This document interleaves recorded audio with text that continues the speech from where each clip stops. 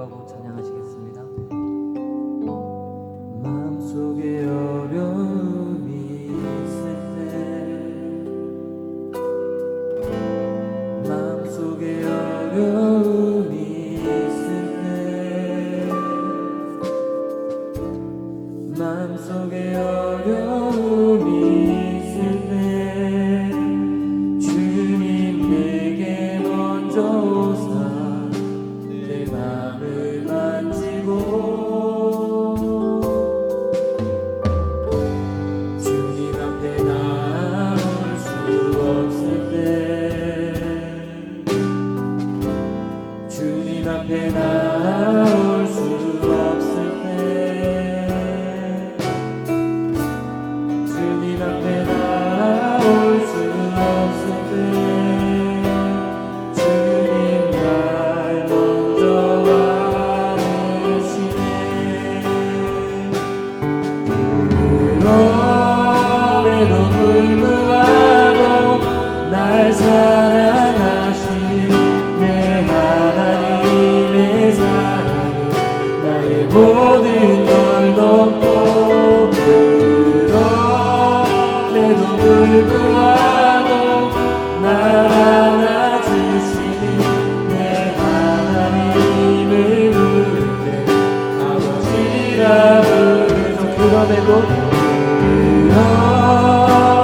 불구하고 날 사랑하시는 내 하나님의 사랑 나의 모든 걸 덮고, 그럼에도 불구하고 날 안아주시는 내 하나님을 부를 때 아버지라 부르죠. 마음속에 어려움이 있을 때, 마음속에 어려움이 있을 때, 마음속에 어려움이 있을 때, 마음속에 어려움이 있을 때 주님 내게 먼저 오사 내 맘을 만지고 주님 앞에 나올 수 없을 때, 주님 앞에 나올 수 없을 때, 주님 앞에 나올 수 없을 때 주님 날 먼저 와주시네. 그럼에도 불구하고 날 사랑하시는 내 하나님의 사랑 나의 모든 걸 덮고, 그럼에도 불구하고 날 안아주시는 내 하나님을 부를 때 아버지라 부르죠. 그럼에도 불구하고 날 사랑하시는 내 하나님의 사랑 나의 모든 걸 덮고, 그럼에도 불구하고 날 안아주시는 내 하나님을 부를 때 아버지라. 그럼에도 불구하고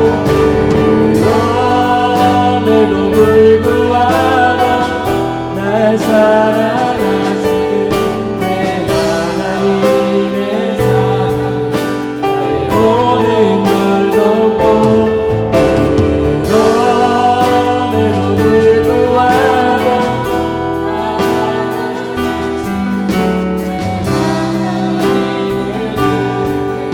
아버지라.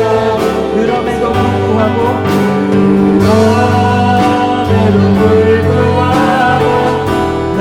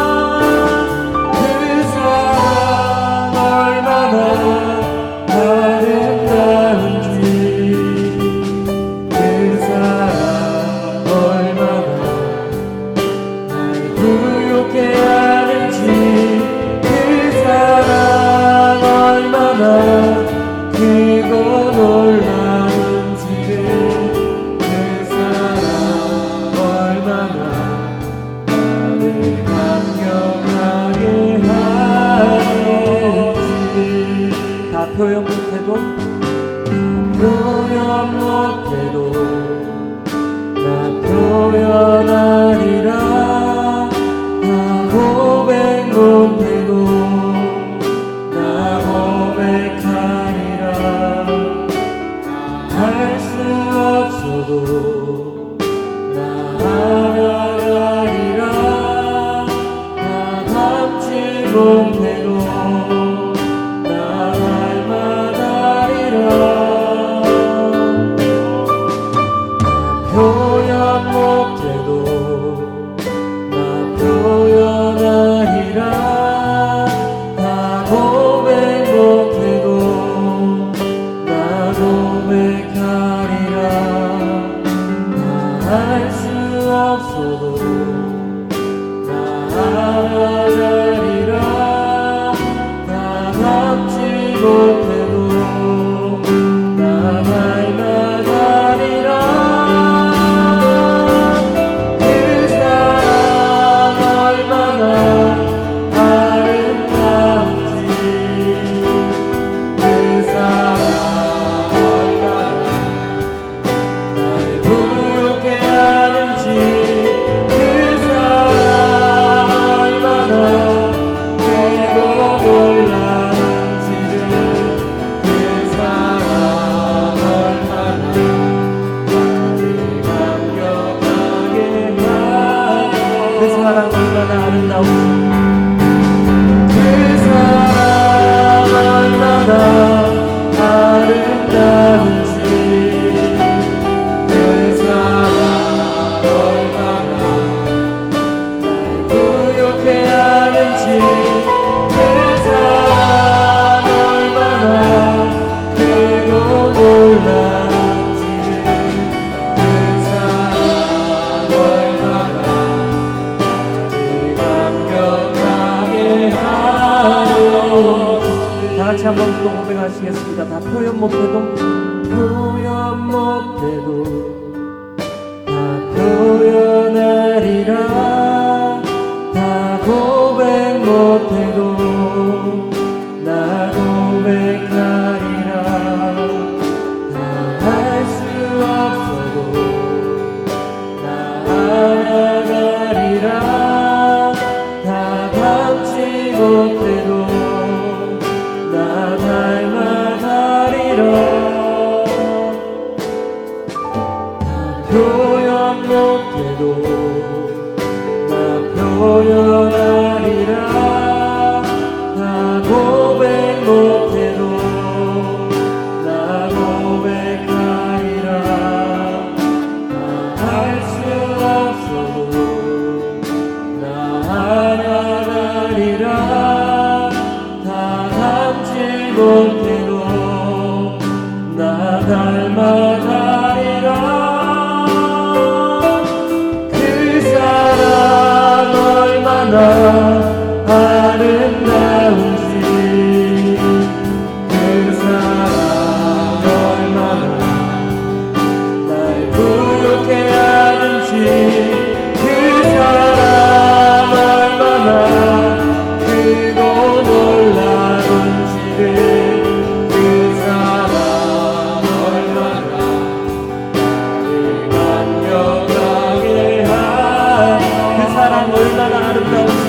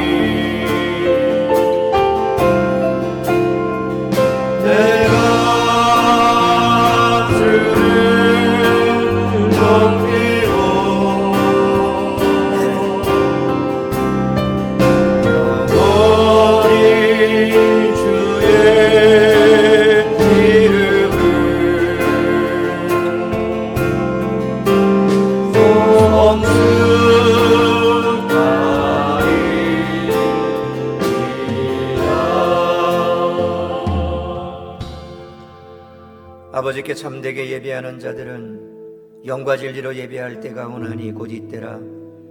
아버지께서는 자기에게 이렇게 예배하는 자들을 찾으시느니라. 하나님은 영이시니 예배하는 자가 영과 진리로 예배할지니라. 아멘. 다 함께 임재 찬양하시겠습니다.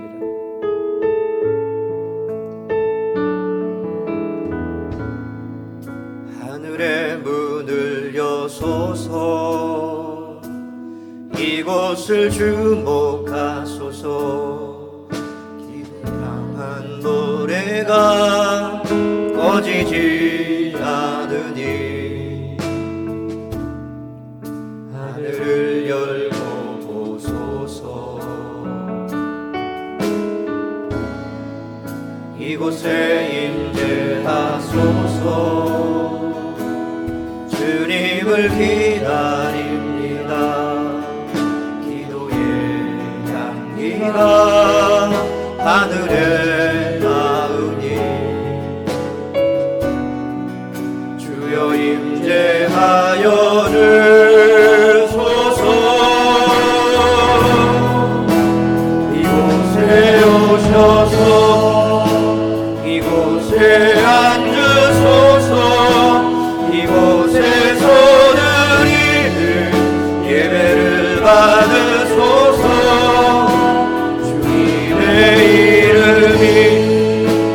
주님의 이름만이 오직 주의 이름만 이곳에 있습니다. 이곳에 오셔서 이곳에 앉으소서. 이곳에서 드리는 예배를 받으소서.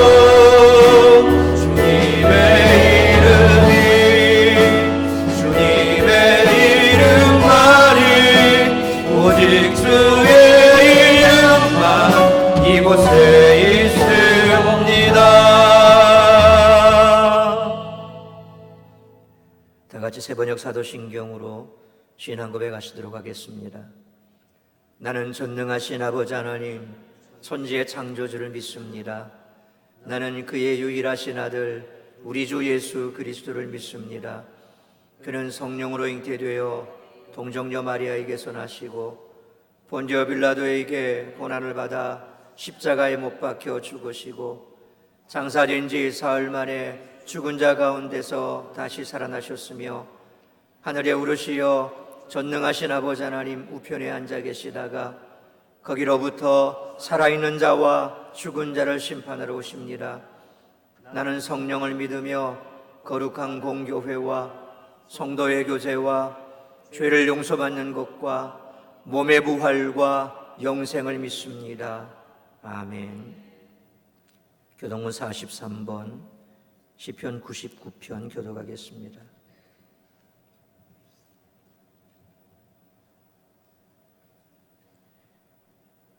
여호와께서 다스리시니 만민이 떨 것이요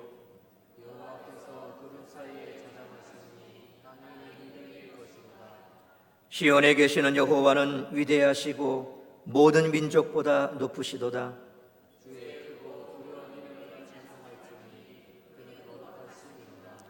능력 있는 왕은 정의를 사랑하느니라. 주께서 공의를 견고하게 세우시고 너희는 여호와 우리 하나님을 높여 그의 발등상 앞에서 경배할지어다. 그의 제사장들 중에는 모세와 아론이 있고 그의 이름을 부르는 자들 중에는 사무엘이 있도다. 여호와께서 구름 기둥 가운데서 그들에게 말씀하시니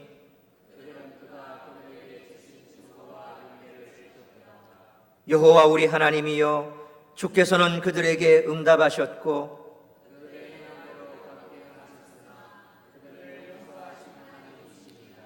너희는 여호와 우리 하나님을 높이고 그 성산에서 예배할지어다. 아멘. 자리에 앉으셔서 찬송가 10장 찬송하시겠습니다.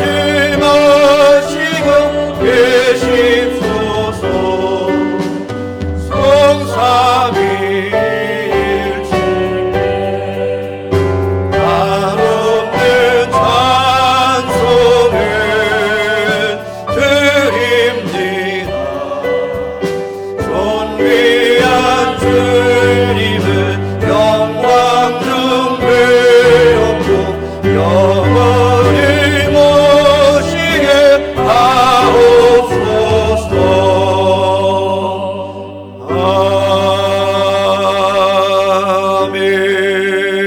아멘. 한 주 부탁합니다. 한 주간의 삶이 어떠하셨습니까?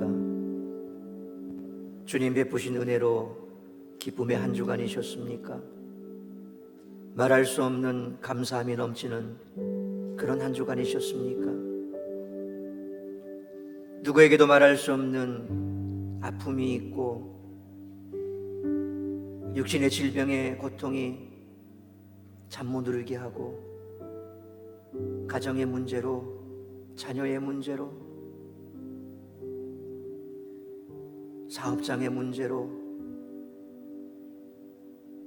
주님 앞에 나와 울부짖을 수밖에 없는 그런 아픔의 한 주간이셨습니까? 잘 오셨습니다. 우리 주님께 잘 오셨습니다. 수고하고 무거운 짐진 자들아 다 내게로 오라 내가 너희를 쉬게 하리라 말씀하신 주님 앞에 잘 오셨습니다. 오늘도 상하고 통해하는 심령, 그 심령에 만족함을 주시고 우리를 새롭게 하실 주님의 보좌 바라보면서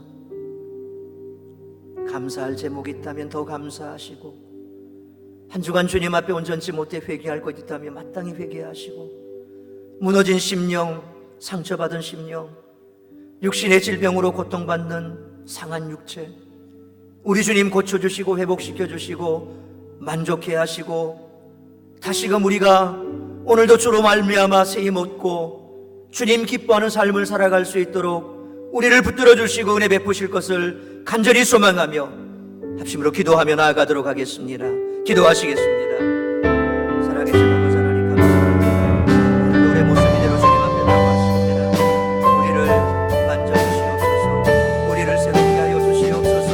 우리의 상한 심령에 통하는 심령, 그 심령 위에 우리 하나님께서 지금 세움을 하나가여 주시옵소서. 육신의 질병의 고통으로 잠 못 이루는 그런 한 주간의 삶이었다면 이 시간 피 묻은 손으로 안수하여 만져주시며 우리의 육신의 질병이 떠나가는 역사가 있게 하여 주옵시고 들어가지 말 못하는 가정의 문제, 자녀의 문제, 경제적인 문제, 사업장의 문제, 많은 문제들로 말미암아 상처받고 찢기고 무거운 가슴으로 주님 앞에 나온 심령들 주님 위로하여 주시고 만져주시고 회복시켜 주시옵소서. 오늘도 주님 앞에 울부짖을 수밖에 없어 주님 앞에 나왔사오니 우리 주님 위로하시고 만져주시고 회복시켜 주시고 말씀으로 우리를 새롭게 하여 주심으로 말미암아 회복되는 역사가 나타날 수 있도록 축복하여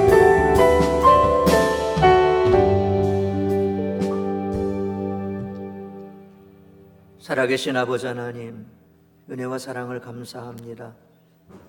한 주간 주의 은혜로 주의 사랑으로 우리가 세상에 많고 많은 사람들 가운데 택하심 받고 구원받은 하나님의 자녀로 살아가게 허락하시니 감사합니다. 우리에게 주신 이 귀한 은혜, 그래서 자녀에게 주시는 그 놀라운 축복들이 우리의 삶 가운데 넘쳐남으로 오늘도 기쁨으로 감사함으로 주의 전에 나왔습니다. 이 복된 주일, 거룩한 주일, 우리 하나님께서 복 주시겠다고 약속하신 이 주일, 그럼에도 불구하고 한 주간의 삶 속에서 주님의 자녀다운 삶을 살아가지 못한 것 용서하여 주시길 원합니다. 우리의 심령이 오직 주의 말씀으로 주님께서 우리에게 말씀하신 바 내가 거룩하니 너희도 거룩하라 말씀하셨음에도 불구하고 거룩한 삶을 살지 못한 것 용서하여 주옵소서. 주님께서 우리를 위하여 주신 그 보혈로 우리를 씻어주시고 깨끗게 하시고 정결케 하시며 예배에 합당한 심령 허락하여 주시기를 원합니다. 오늘도 여러 가지 많은 근심, 걱정, 염려, 우리의 삶의 무게로 말미암아 짓눌린 심령으로 주님 앞에 나왔습니다. 울부짖어 주님 앞에 기도할 수밖에 없어 이 존전에 나왔사오니 주님, 상한 심령, 애통하는 심령, 찢긴 심령, 그리고 육신의 질병의 고통으로 잠 못 이루어 고통받는 심령 주께서 치료하시고 회복시켜 주시고 온전케 하여 주시옵소서. 오직 베푸시는 은혜로 오늘도 새히 먹고 돌아갈 수 있도록 우리에게 크시는 종 베풀어 주시길 원합니다. 거룩하신 아버지 하나님, 이 시간에도 이 예배를 통하여 우리 송사함 하나는 홀로 영검하다 주옵시고, 이 시간에도 우리 찬양대를 통하여 귀한 찬양 흠양하시며 오늘도 시간마다 주님 말씀으로 우리를 새롭게 하시고 우리의 심령 가운데 새로운 희망과 용기가 솟을 수 있도록 성삼위 하나님 역사하여 주시기를 간절히 빌고 소원하오며, 이 모든 말씀 우리 구주 예수 그리스도 이름으로 기도하옵나이다. 아멘.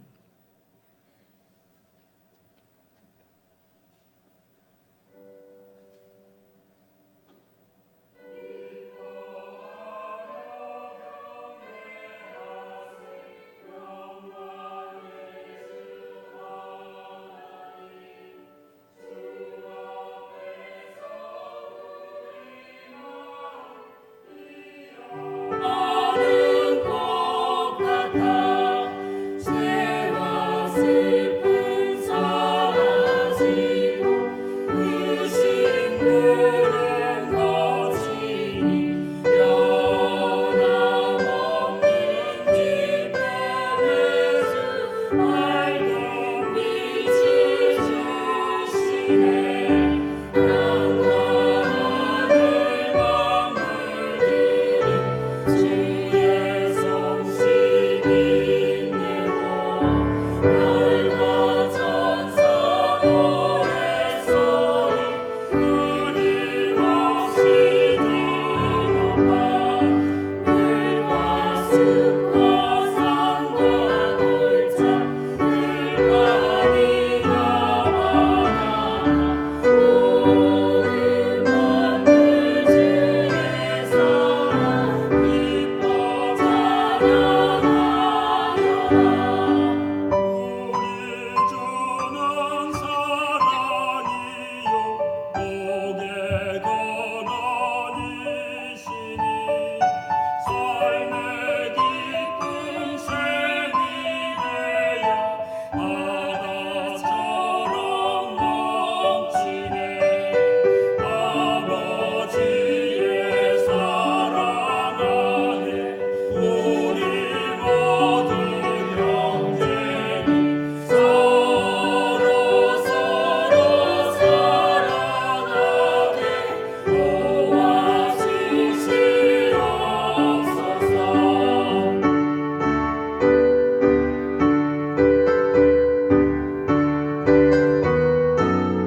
새벽별의 노래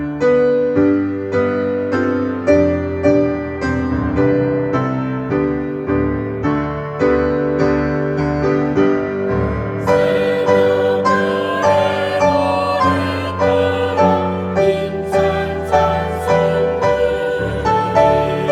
주의 사랑 둘이 되어 한번 되게 하시네. 너를 하며 행진하여 싸움에서 이기고 승전가를 높이 불러 주께 영광 돌리세.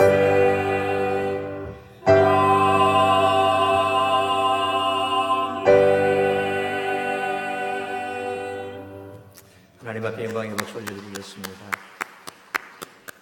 감사합니다. 교회 소식을 전해드리도록 하겠습니다. 제40회 여름 성경학교 교사 강습회가 20일 목요일부터 22일 토요일까지 울산에 있는 대암교회에서 있습니다. 4층 게시판에 나와 있는 순서 프로그램 확인하시고 해당되시는 교사 선생님들 또 기도로 잘 준비하시길 바랍니다. 중고등부 예배 장소가 이번 주부터 변경이 됐습니다. 주일 오전 9시 30분 3층 유초등부실에서 예배를 드립니다. 그래서 해당되는 학생들은 3층 유초등부실에서 9시까지 와서 예배를 드리면 되겠습니다. 새벽 예배, 수요 예배, 금요 기도회에 적극적인 참여를 바랍니다. 112 운동에 적극적인 참여를 바랍니다. 각실 냉방기 사용 후 꺼졌는지 마지막에 나오시는 분들은 꼭 다시 한번 잘 확인해 주시기 부탁드립니다.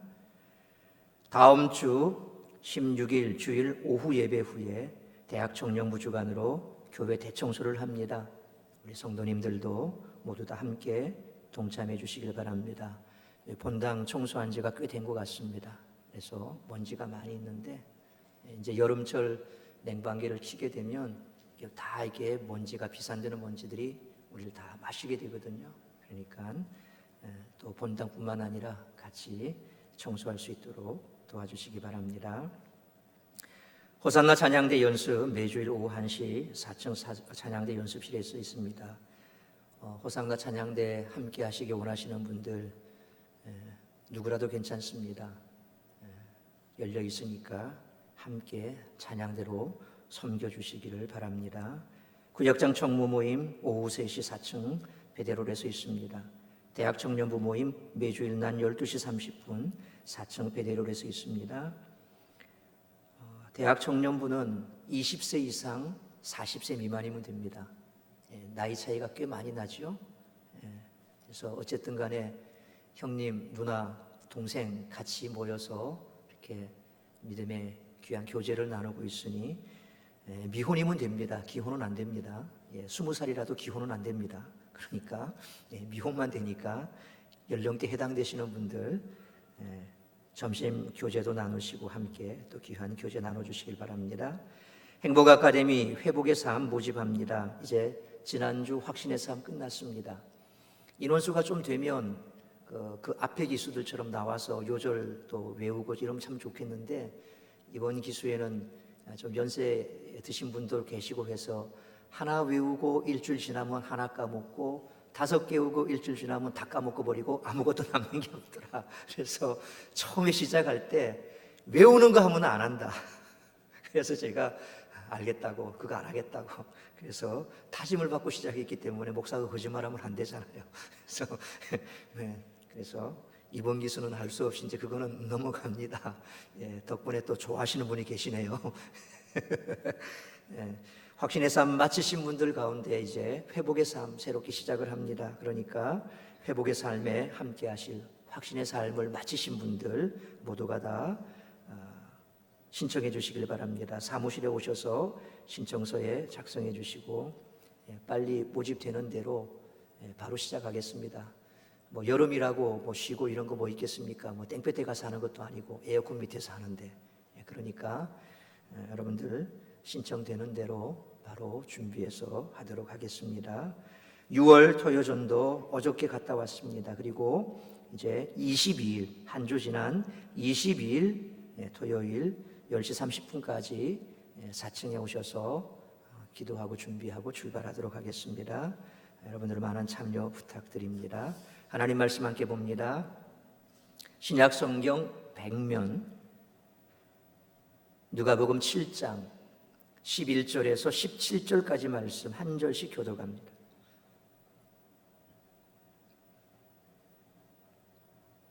누가복음 7장 11절에서 17절까지 말씀 한 절씩 교독하겠습니다.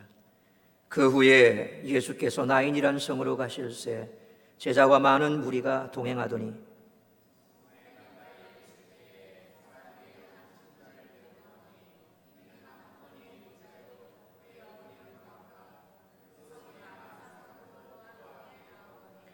주께서 과부를 보시고 불쌍히 여기사 울지 말라 하시고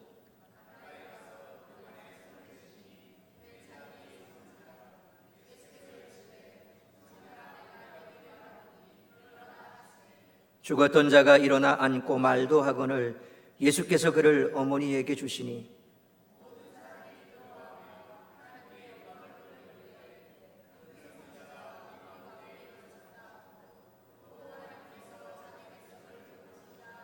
같이 읽습니다. 예수께 대한 이 소문이 온 유대와 사방에 두루 퍼지니라. 아멘. 기도하겠습니다. 거룩하신 하나님 감사합니다. 한 주간 동안 우리를 지켜 보호하시고 주 앞에 나와 복된 주일, 거룩한 주일 예배자로 세워주셨으니 감사합니다. 오늘도 말씀 앞에 선 사랑하는 주의 자녀들에게 말씀으로 새 힘 주시고 위로하시고 오늘도 이 말씀 통하여 우리 모든 성도들이 가슴 깊이 주님의 큰 사랑과 위로를 가득 채우고 돌아가 세상 가운데 승리하는 삶을 살아갈 수 있도록 은혜 내려 주시옵소서. 예수님의 이름으로 기도하옵나이다. 아멘. 오늘 본문은 예수님께서 나인성 과부의 아들을 살리신 기적적인 얘기를 다루고 있습니다.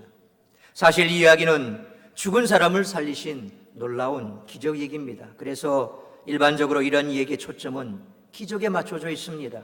누가 죽었고 예수님께서 어떻게 살리셨고 그가 살아난 후 어떻게 되었나 하는 식으로 기적에 초점을 맞추면 이런 내용으로 전개가 되겠죠.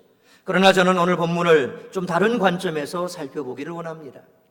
12절 말씀을 보면 한 죽은 자를 메고 나오니 이는 한 어머니의 독자요 그의 어머니는 과부라고 자세하게 소개하고 있죠. 뿐만 아니라 13절에서는 주께서 과부를 보시고 불쌍히 여기사라고 되어 있습니다. 이 말씀을 통해서 알 수 있듯이 예수님께서는 죽은 청년을 불쌍히 여기셔서 기적을 통해 살리신 것이 아닙니까? 그래서 죽은 자의 어머니 곧 과부를 불쌍히 여겼어서 죽은 그 아들을 살리신 그런 내용에 초점이 있다는 것입니다.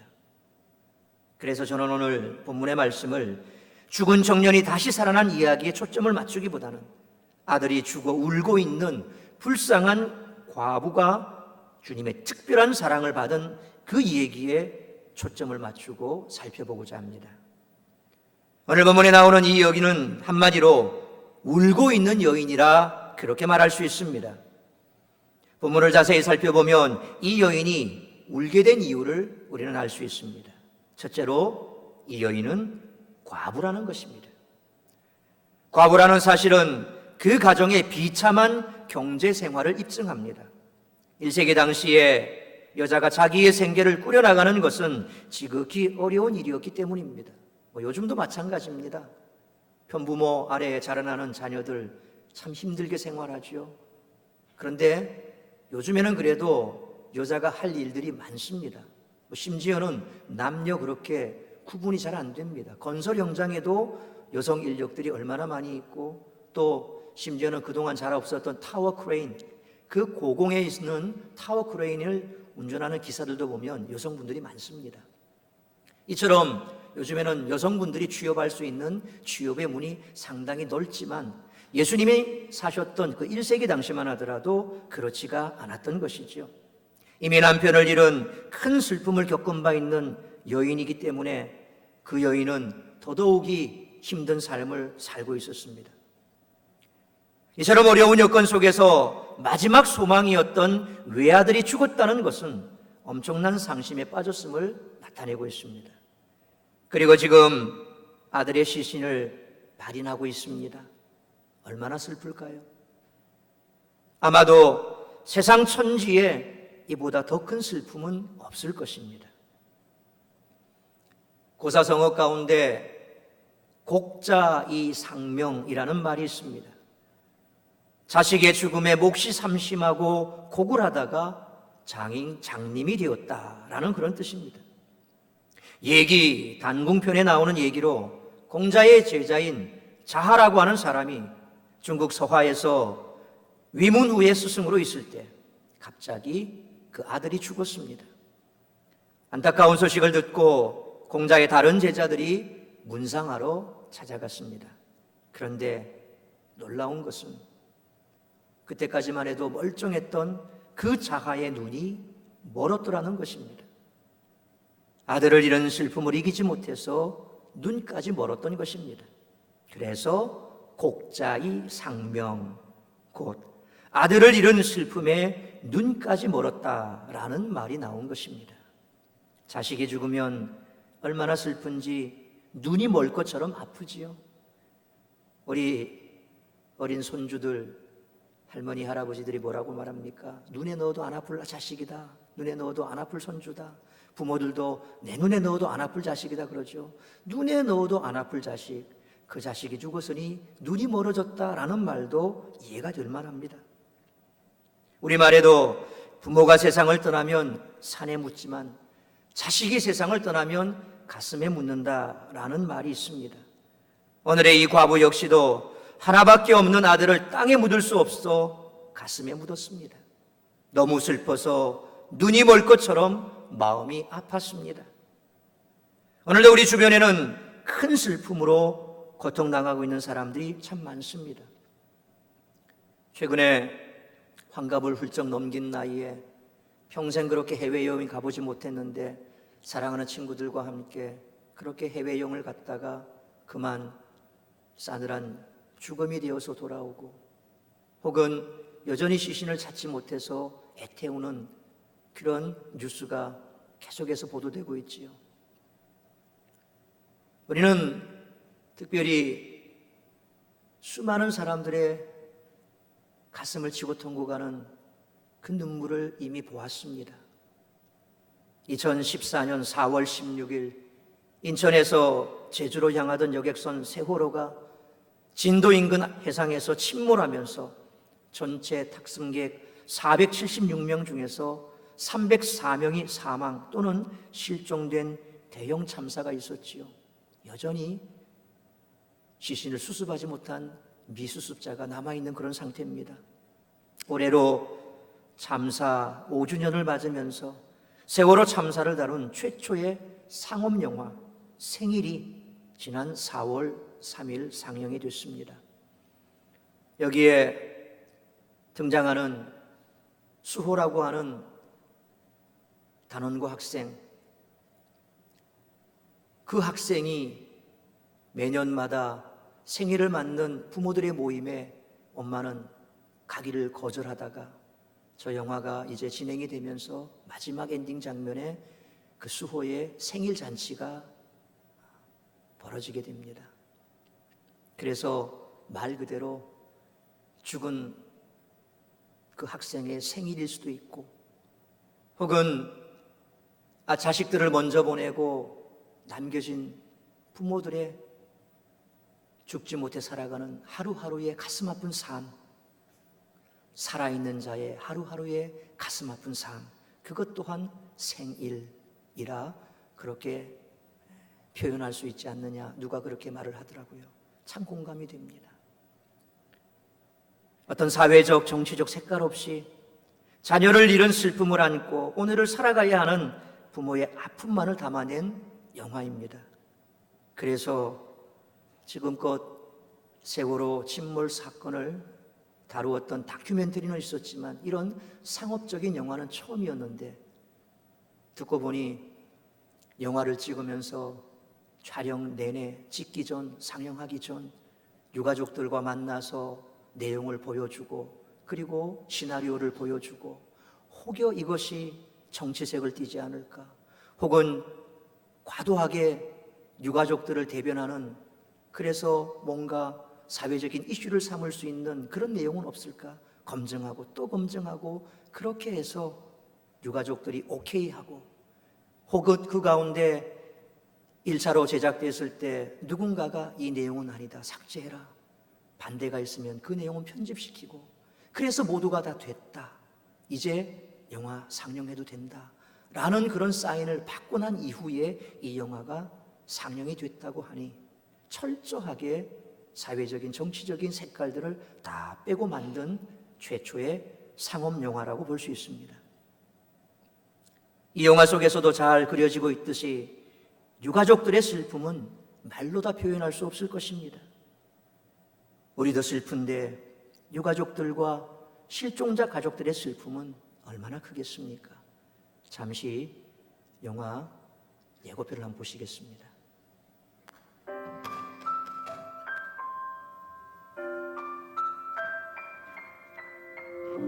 수아버지, 곧 수호 생일 오잖아요. 당신 그게 왜 하고 싶어?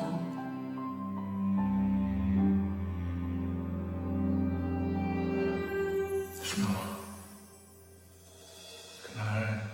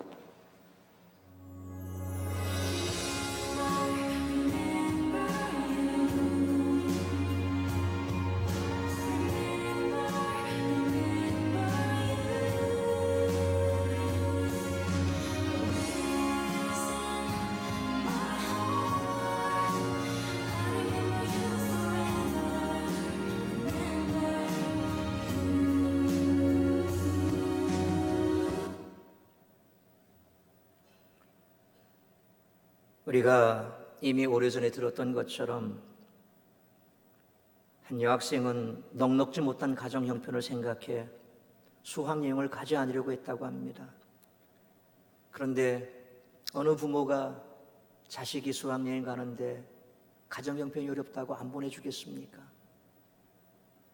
이 아이의 어머니 역시도 그럴 수가 없어서 어렵게 간신히 돈을 마련해서 가지 않겠다는 딸의 등을 떠밀어서 세월호에 태워보냈습니다. 그런데 그렇게 등 떠밀려 떠난 딸이 돌아오지 못하자 어머니는 정신 나간 사람처럼 진도 앞바다만은 바라보고 있었던 그 장면이 지금도 생생합니다. 이보다 더 큰 슬픔은 벌써 저들의 슬픔이 우리의 뇌리에서 잊혀져 가고 있다는 사실입니다. 정치권이 이 사건에 개입하면서 이분들의 슬픔에 대한 관심이 변질되면서 저들에 대한 슬픔에 관심이 싸늘하게 식어갈 뿐만 아니라 오히려 그만 우려먹어라, 짜증스럽다, 그런 말까지도 우리는 공공연하게 내뱉고 있습니다.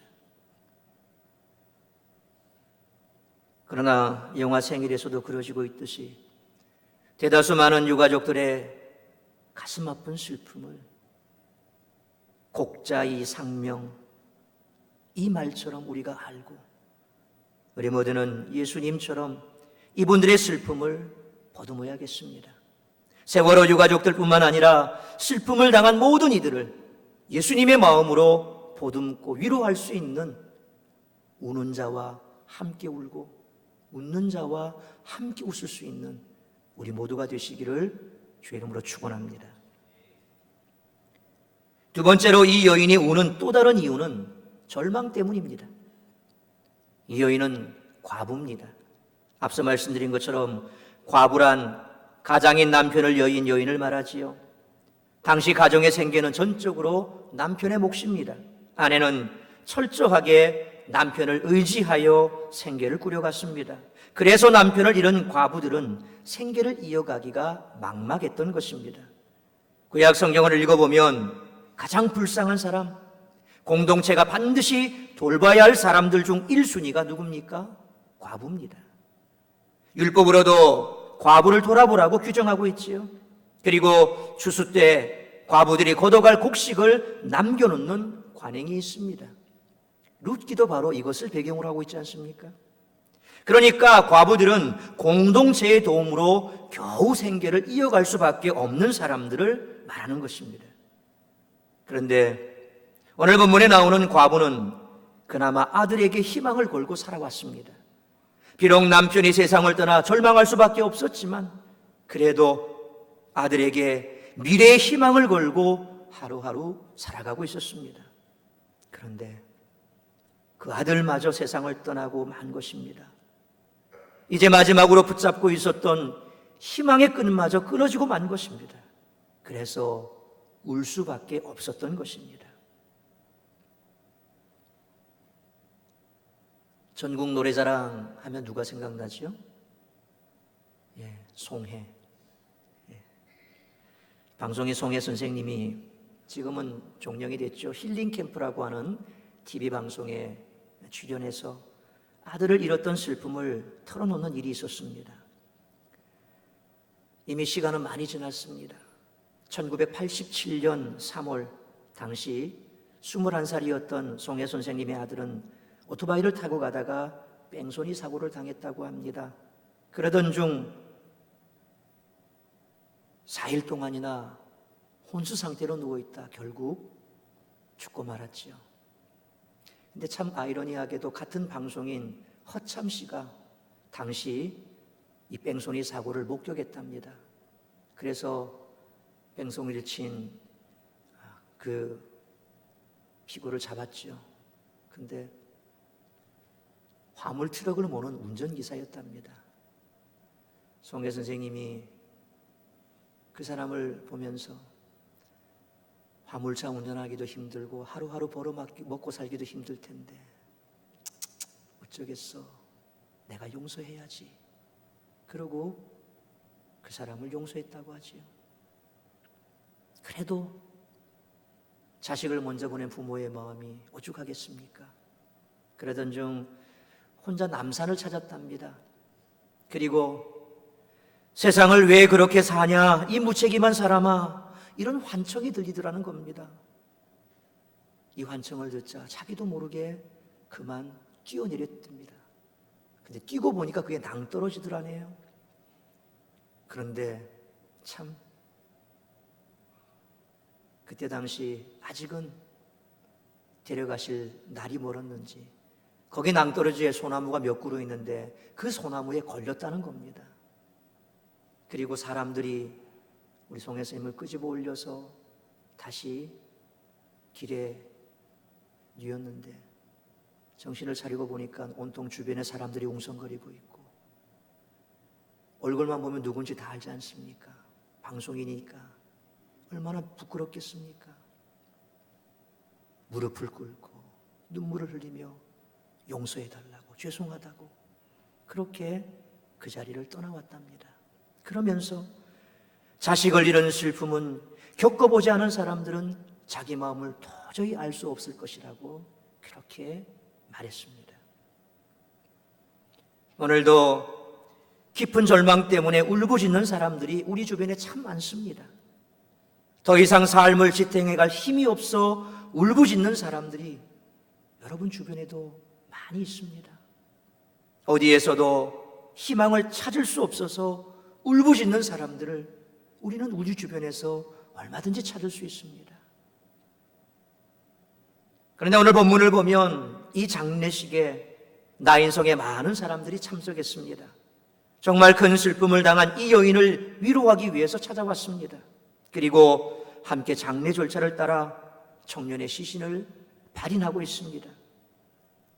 저는 지금까지 많은 상가들을 문상하기도 하고 직접 장례를 집례하기도 했었습니다. 호상일 경우에는 편하게 장례 절차에 대해서 이런저런 얘기를 나눕니다. 일반적인 장례일 경우에는 위로드립니다, 그렇게 인사를 하지요. 그러나 이 과부처럼 너무도 큰 슬픔이 있는 장례일 경우에는 뭐라 위로드릴 말씀이 없습니다. 이 말 외에는 달리 할 말이 없습니다. 그저 침묵으로 혹은 함께 부둥켜 안고 등을 또닥이며 울 뿐이지요. 아마도 이 장례에 참여한 나인성 사람들도 같은 심정이었을 것입니다. 이 큰 슬픔 앞에서 그 누구도 어떤 말도 할 수 없었을 것입니다. 그러나 예수님은 달랐습니다. 그 누구도 그 어떤 말도 할 수 없는 상황이지만 예수님은 달랐습니다. 13절 하반절 말씀을 보시면 예수님께서는 이 과부를 보시고 불쌍히 여기시면서 이렇게 말씀하셨습니다. 울지 마라. 클라예. 어떻게 예수님께서는 이렇게 말씀할 수 있었을까요?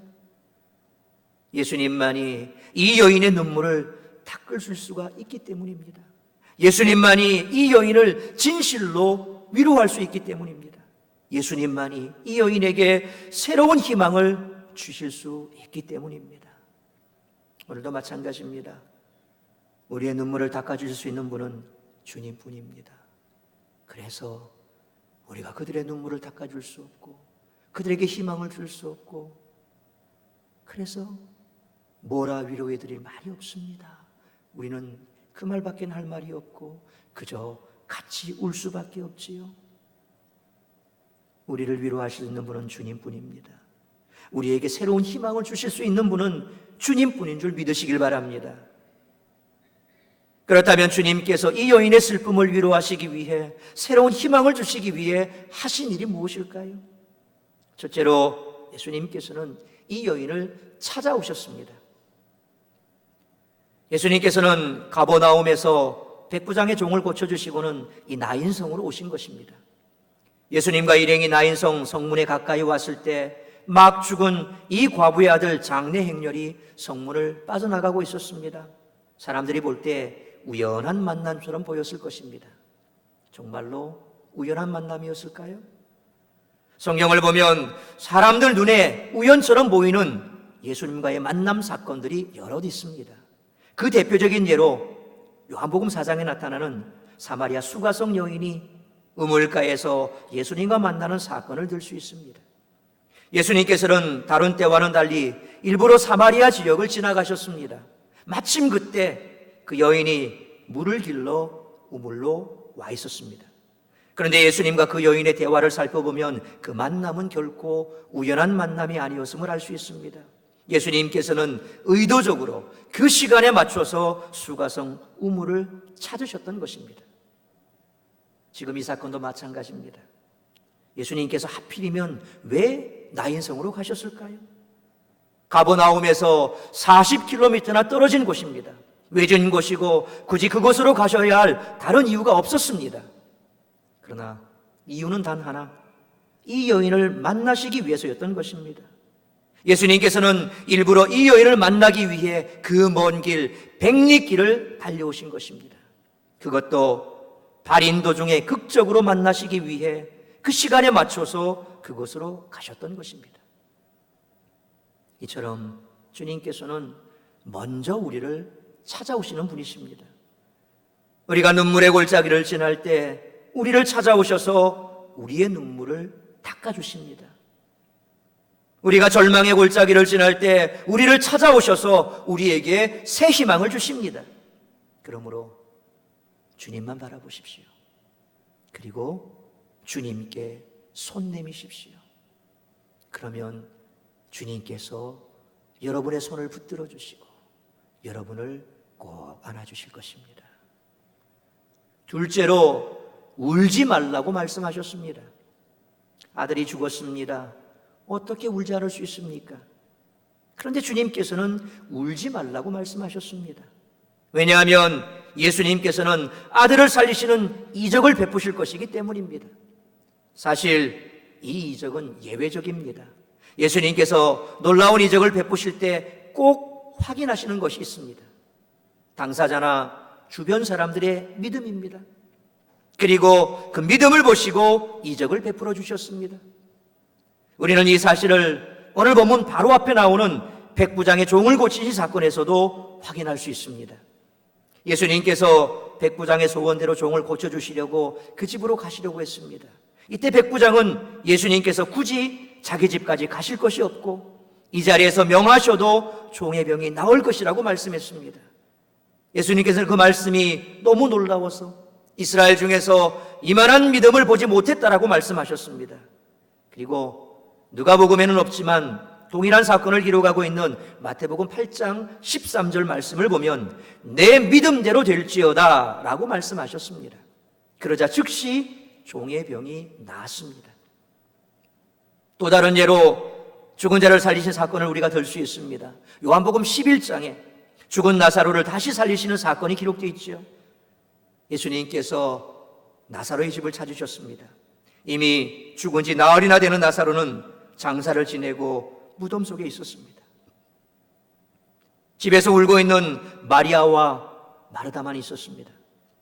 예수님께서 마르다에게 말씀하셨습니다. 내 오라비가 다시 살아나리라. 그러나 마르다는 이 말씀을 믿지 못했습니다.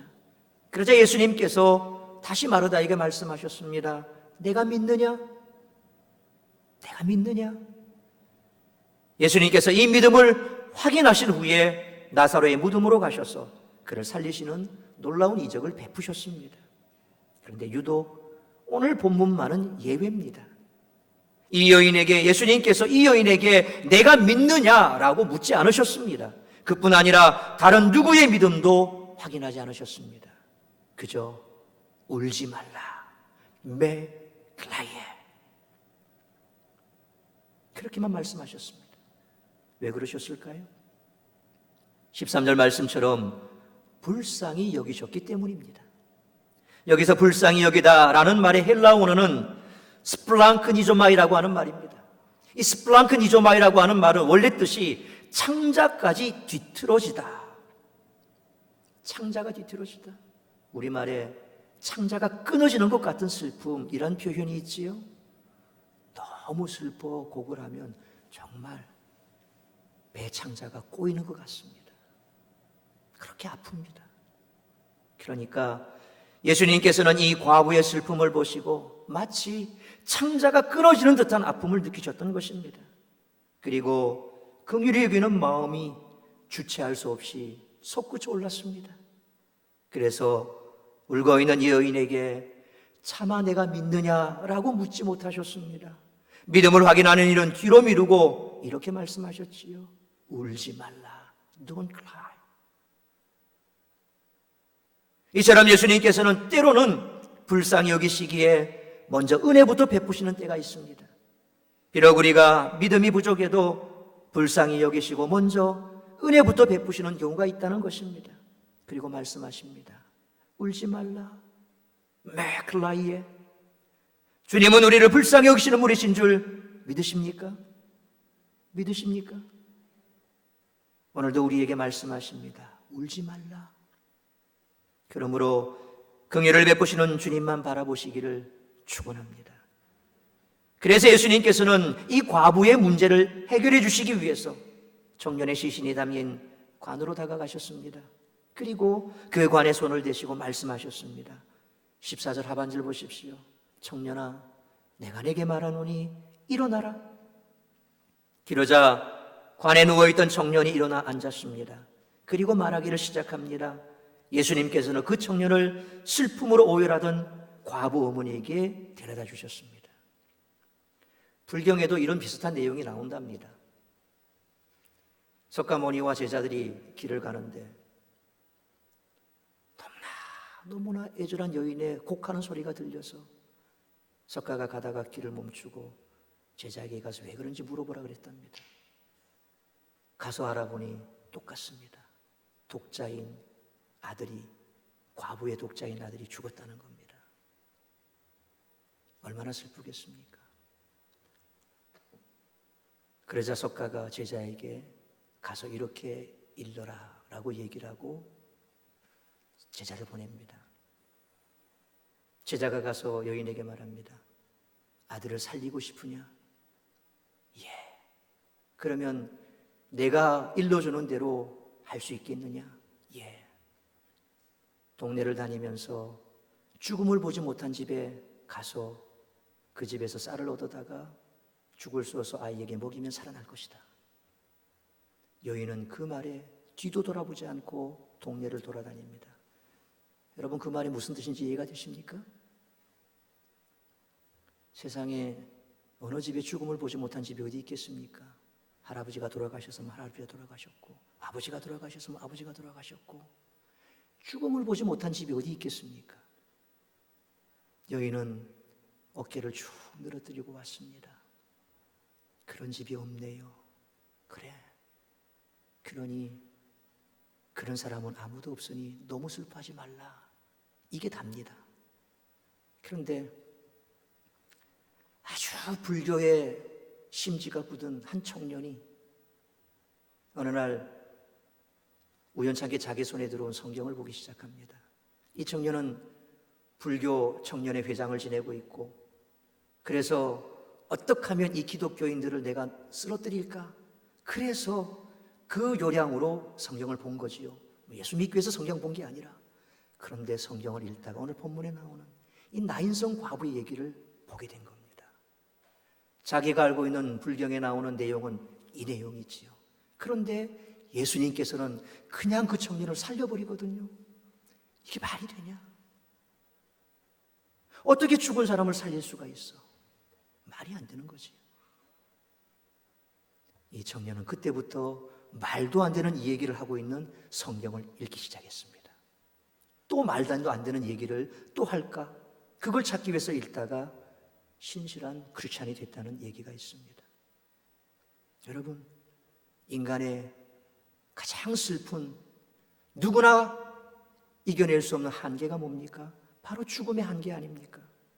이 세상 그 어떤 명의도 죽은 사람을 살릴 수가 없습니다.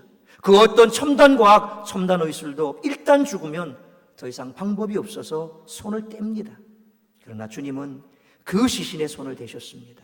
그리고 전능하신 능력으로 죽은 자를 살리셨습니다.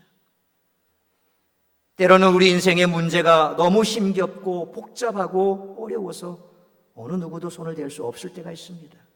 그러나 주님은 다릅니다. 여전히 주님은 손을 댈 수가 있습니다. 그리고 전능하신 능력으로 그 문제를 풀 수가 있습니다. 사랑하는 성도 여러분, 여러분 인생의 모든 문제를 주님께 맡기십시오. 그리고 주님께서 손을 대주시기를 기도하십시오. 주님께서 손을 대시면 해결될 수 있습니다. 주님께서는 죽은 청년을 다시 살렸습니다. 그리고 독자를 잃어 오열하던 그 과부 어머니에게 넘겨주셨습니다. 비로소 이 여인은 눈물을 그쳤습니다. 슬픔이 변하여 기쁨이 되었습니다. 장래 행렬이 감사와 찬양으로 가득하게 되었습니다. 예수님만이 우리의 눈물을 닦아줄 수 있는 분입니다. 우리의 슬픔이 변하여 기쁨이 되게 하시는 분이십니다. 우리의 절망이 변하여 희망이 되게 하시는 분이 바로 우리 주님이십니다. 오늘도 예수님께서는 우리를 바라보고 계십니다. 우리의 아픔, 우리의 눈물, 우리의 슬픔, 우리의 절망을 지켜보고 계십니다. 그리고 불쌍히 여기십니다. 그리고 우리를 찾아오십니다. 그러므로 주님만 바라보십시오. 그분 앞으로 가십시오. 그리고 그분 앞에서 우십시오. 그러면 주님께서는 여러분에게 분명 이렇게 말씀하실 겁니다. 울지 말라. 클라이에. 절망 중이라도 주님께 울부짖음으로 위로받고 문제 해결을 받는 우리 모두가 되시기를 주 이름으로 축원합니다. 기도하겠습니다. 살아계신 아버지 하나님, 은혜와 사랑을 감사합니다. 오늘도 우리를 사랑하시고 오늘도 여러 가지 삶의 절망적인 문제 앞에 도무지 어떻게 해야 될지 모르는 그런 현실 앞에 울부짖을 수밖에 없는 우리에게 오시어서 울지 말라고 말씀하시는 주님, 오늘도 이 말씀 붙들고 다시금 절망의 늪에서 희망의 주님의 손 붙들고 일어나길 원합니다. 이 좌절과 상처의 늪에서 일어나 다시금 새 희망 가지고 승리하는 삶을 살아가는 우리 모두가 될 수 있도록 세상의 모든 슬픔, 근심, 걱정, 염려, 좌절하고 낭망하고 쓰러져 아무것도 못하는 그런 상황 속에서 주님 앞에 나와 울부짖어 주님을 만나고 해결해 주시는 주님의 은혜로 모든 문제 해결받는 우리 모두가 될 수 있도록 인도하여 주옵소서. 예수님의 이름으로 기도하옵나이다. 아멘. 찬송가 413장 찬송하시면서 준비하신 예물 하나님 앞에 드리겠습니다.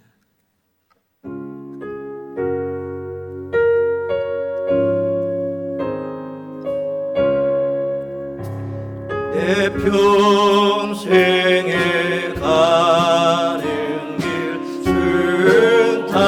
순탄하여 늘 잔잔한 강 같은지 큰 풍파로 무섭고 어렵든지 나의 영혼은 늘 변하라.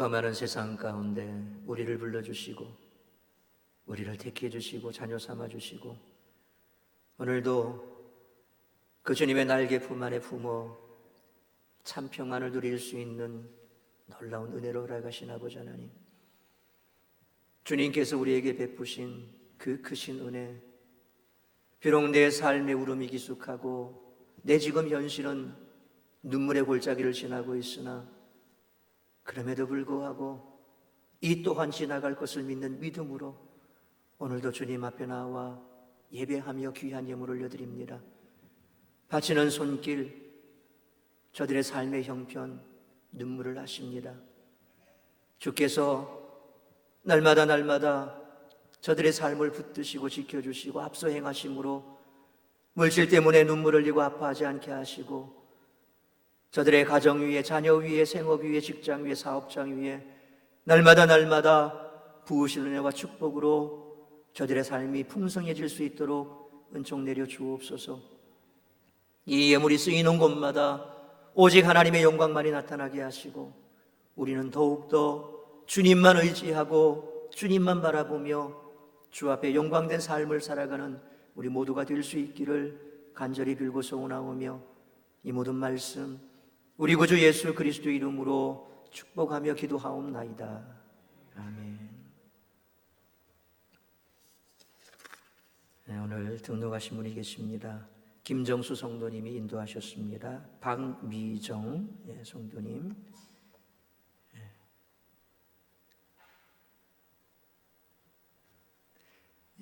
그냥 앉아 계셔도 되겠습니다. 화면으로 비춰드릴게요. 응? 잠깐 앞으로 나오실래요, 그러면? 나오시는 건 좀 그렇던가요? 화면 좀 비춰주십시오.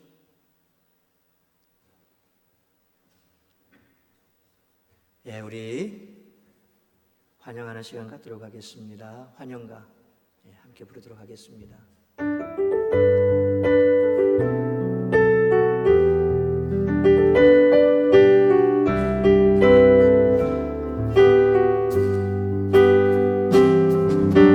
주님 너를 항상 인도하시리 그 마른 땅에서도 너를 만족시키리 너는 물된 동산 같겠고 마르지 않는 샘 같으리 너는 물된 동산 같겠고 마르지 않는 샘 같으리. 인사하실 때 큰 박수로 환영하시겠습니다. 감사합니다. 자리에 들어가시고요. 나중에 식당에서 함께 식사 교제 나누시길 바랍니다. 우리 다 일어나셔서 앞에 옆에 뒤에 계신 분 애정 어린 눈빛으로 우리 인사합니다. 사랑합니다. 축복합니다. 사랑합니다. 축복합니다. 감사합니다. 또 예배 후에 식당에 가셔서 식사 교제 나누시고 오후 예배도 다 참석하시길 바랍니다. 마지막 회회송하고 축도로 예배를 마치겠습니다. 처음부터 하겠습니다. 마라나타 주 예수여 어서 오시옵소서 땅의 모든 모든 족속 주를 찬송하게 하소서. 마라나타 주 예수여 어서 오시옵소서. 모든 열방이 주께 돌아와 춤추며 경배하게 하소서. 우리 주님 다시 오실 길을 만들자. 십자가를 들고 땅 끝까지 우린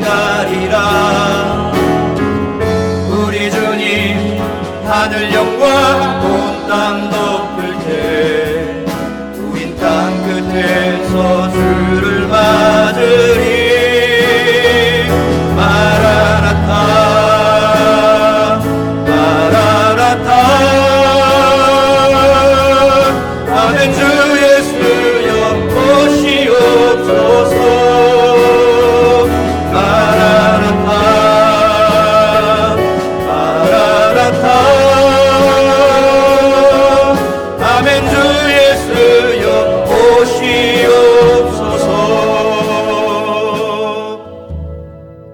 오시옵소서. 지금은 길이요 진리요 생명이시며 알파와 오메가 되시고 처음이요 끝이 되신 우리 주 예수 그리스도의 은혜와 독생자라도 아낌없이 내어주신 아버지 하나님의 크신 사랑하심과 성령님의 감화 감동으로 축복 교통하심이 내 인생의 울음이 기숙하고 내가 눈물의 골짜기를 지나가 주님 앞에 나와 울부짖을 수밖에 없지만 그럼에도 불구하고 나를 사랑하기에 나를 먼저 찾아주시고 오늘도 우리의 삶의 모든 형편을 아시는 그 주님의 위로와 소망과 그 주님의 한량없는 사랑 가슴에 담고 이제는 눈물 닦아주실 그 주님이 이루실 미래의 소망으로 승리하는 삶을 살아가고자 다짐하는 사랑하는 주 백성들과 그들의 가정과 자녀와 생업과 교회와 나라와 민족과 열방과 선교지 위에 이제로부터 주님 오시는 그날까지 영원 무궁토록 항상 함께 있을지어다. 아멘.